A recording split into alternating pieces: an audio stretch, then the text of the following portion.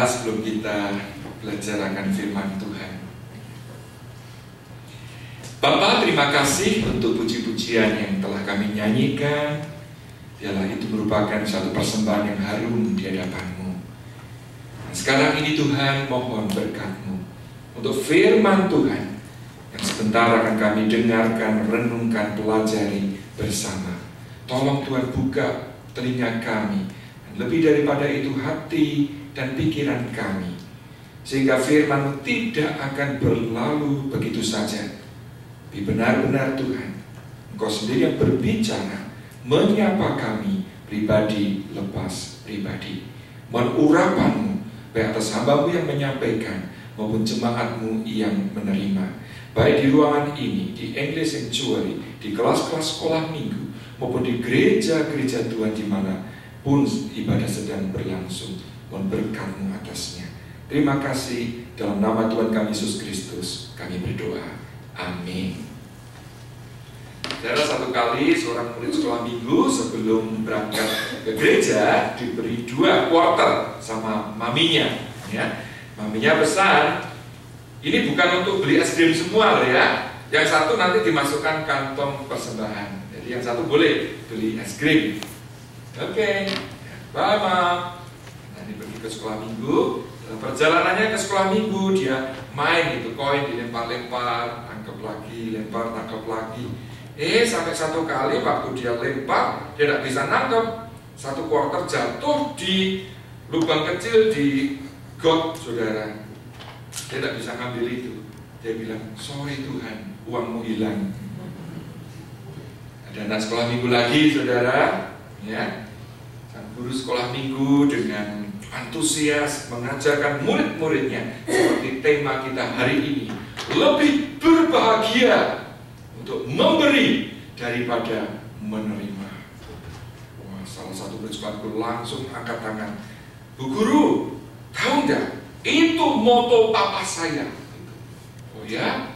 Wah, papamu berarti sudah melakukan firman Tuhan ya. Bagus itu. Memangnya pekerjaan papamu itu apa? Sang anak jawab, petinju. Kalau petinju kan lebih berbahagia memberi daripada dipukul, saudara. Mari kita bersama membaca firman Tuhan dari Kisah Para Rasul pasal 20. Saudara, kalau saudara membaca pasal ini secara keseluruhan, kita melihat ada satu nada kesedihan di sini. Kenapa? Karena ini merupakan percakapan Paulus yang terakhir dengan para penatua di Efesus. Saudara, dalam perjalanannya ke Yerusalem, di mana kemungkinan Paulus akan dijatuhi hukuman mati, dia minta saudara supaya para penatua dari Efesus itu datang. Dan disinilah bagian dari percakapan mereka. Kita baca karena waktu, kita langsung saja ayat ke-31. Ini pesan-pesan Rasul Paulus kepada jemaat yang pernah dia layani selama 3 tahun.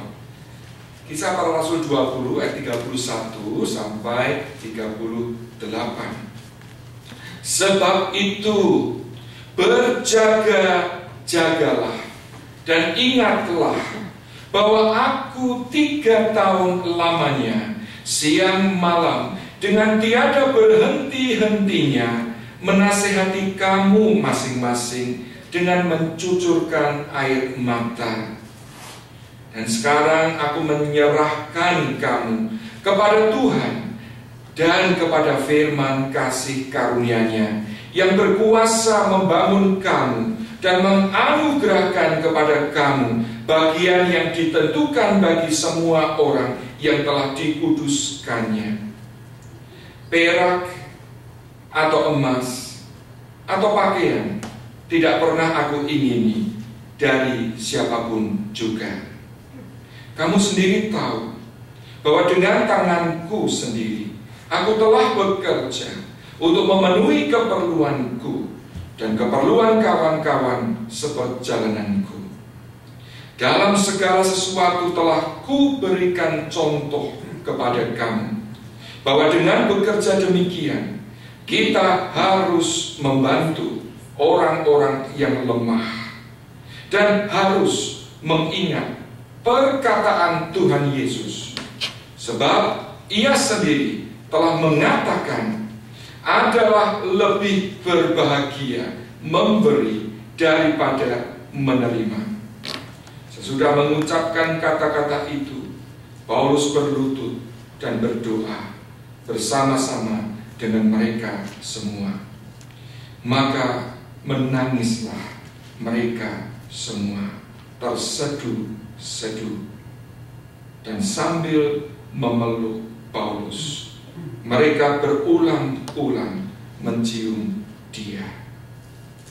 Mereka sangat berduka cita, terlebih-lebih karena ia katakan bahwa mereka tidak akan melihat mukanya lagi. Lalu mereka mengantar dia ke kapal.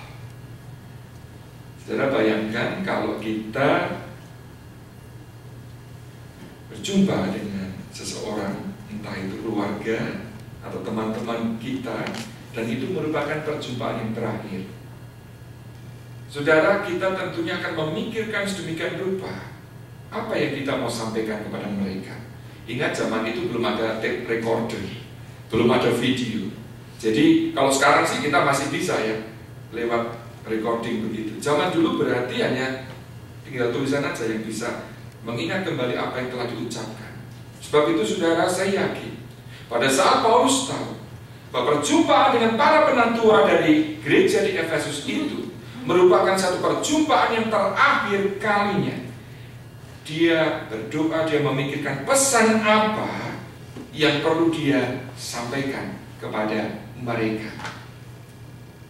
Dan saudara, ternyata kalau saudara lihat di ayat ke-35 tadi, ada dua pesan yang Paulus dengan tegas berkata harus dilakukan.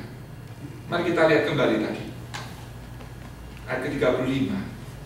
Setelah dia menyatakan, aku sudah memberi contoh kepadamu, aku bukan seorang pengkhotbah yang hanya bisa mengajar, tapi I have given good example to you. Disinilah otoritas kewibawaan Paulus.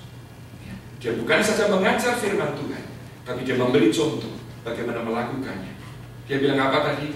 Emas, perak, pakaian tidak pernah aku inginkan dari siapapun juga. Paulus memiliki hati yang murni di dalam melayani Tuhan. Dia tidak mau mengambil keuntungan dari orang yang dilayani. Berdasarkan contoh itu, dia bilang apa di ayat ke-35?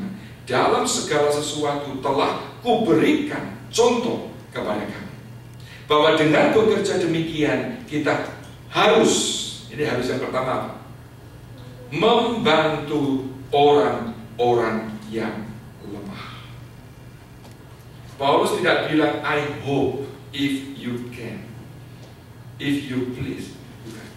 Paulus bilang kita harus mengingat, yang pertama, membantu orang-orang yang lemah. Itulah sebabnya kita mengadakan the month of stewardship. Kita sudah belajar apa yang Tuhan percayakan kepada kita, bukan untuk kita sendiri, tapi juga supaya kita bisa menjadi saluran berkatnya, membantu orang-orang yang lemah, yang berkekurangan. Yang kedua, dia bilang apa? Dan harus, sekali lagi, harus mengingat perkataan Tuhan Yesus, sebab ia sendiri telah mengatakan, adalah lebih berbahagia memberi daripada menerima. Saudara, somehow perkataan Tuhan Yesus ini tidak dicatat di kitab Injil. Kalau kita membaca Matthew, Mark, Luke, John, ternyata perkataan ini tidak ada. Ya. Paulus merasa itu pesan penting dari Tuhan Yesus. Makanya dia dalam kesempatan ini dia ingatkan, ingat tak? Tuhan Yesus itu pernah bilang, lebih berbahagia memberi daripada menerima. Nah, Paulus berpesan kepada para penatua jemaat di Efesus, ingat itu, harus ingat apa yang Tuhan Yesus pernah ucapkan, bahwa ternyata lebih berbahagia, lebih diberkati. Kalau dalam bahasa Inggris, saudara bisa lihat, it is more blessed to give than to receive. Paulus bilang ingat itu, harus diingat perkataan Tuhan Yesus. Saudara, izinkan saya hari ini, ya. Saudara juga sudah mengenal saya paling tidak 5 tahun, ya. Saudara, dengan kerendahan hati saya berani berkata juga, selama saya melayani, saya juga tidak mengharapkan emas, perak, atau mendapatkan sesuatu dari saudara. Saya harap saudara melihat itu. Di dalam melayani Tuhan, saya mencukupkan dari apa yang Tuhan berikan lewat gereja. Itulah sebabnya saudara, justru kalau saya menerima pemberian, sering kami bergumul, ya. Apalagi kalau ada yang sedang berkekurangan tetapi memberi, itu kami bergumul, saudara. Aduh, kasihan begitu, mereka sendiri sedang struggle. Beberapa kali kami bergumul dan kami merasa tidak sejahtera untuk menerima. Kami kembalikan. Tapi yang bersangkutan insist, tidak apa-apa. Kami bilang, kalau kamu memang tetap mau memberikan, salurkan ke gereja, sehingga kami berikan ke gereja atas nama yang bersangkutan. Kadang kami juga tidak mengcashkan cek yang diberikan pada kami. Kami tidak cashkan karena kami tahu sebetulnya yang bersangkutan sedang dalam kesulitan. Saudara, kalau saya mau menyampaikan tentang persepuluhan, ya, tentang persembahan, bukan untuk saya. Itu untuk saudara sendiri. Kenapa? Ingat minggu lalu, jangan sampai saudara juga disebut seperti orang Israel, disebut apa? Penipu atau bahkan apa? Perampok. Ingat minggu lalu Maleakhi 3. Sebagai gembala, saya ingin saudara mau taat kepada Tuhan. Berikan kepada Tuhan apa yang menjadi hak Tuhan. Berikan persembahan apa yang Tuhan mau untuk saudara persembahkan. Itu juga yang kami lakukan, ya. Sebagai hamba Tuhan pun kami berusaha memberi contoh. Kami memberi persepuluhan, memberi persembahan, mencoba membantu siapa yang berkekurangan.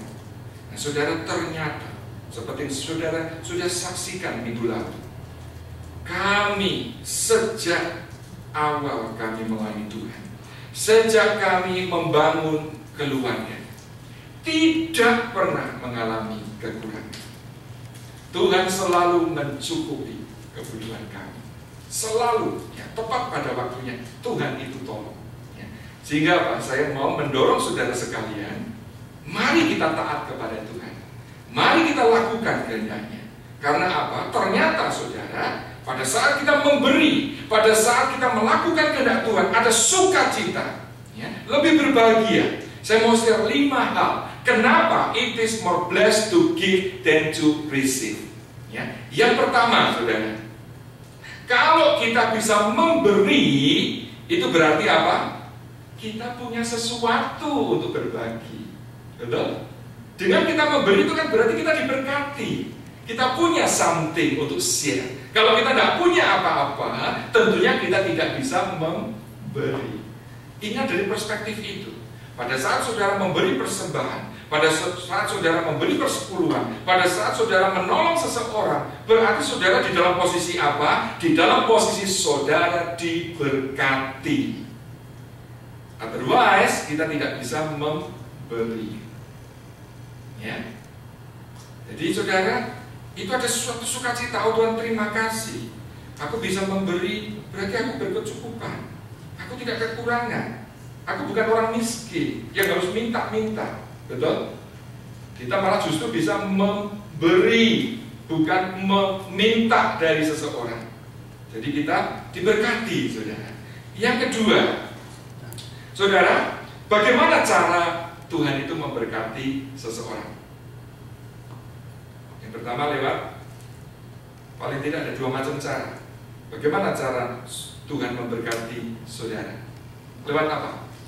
Bekerja, ya kan? Lewat bekerja. Tidak mungkin Tuhan memberkati turunkan hujan gitu ya, uang dari langit kan? Lewat bekerja, ya. Lewat bekerja itu kita diberkati Tuhan, kita bisa dapat penghasilan, kita bisa berkecukupan. Cara Tuhan memberkati kedua lewat apa?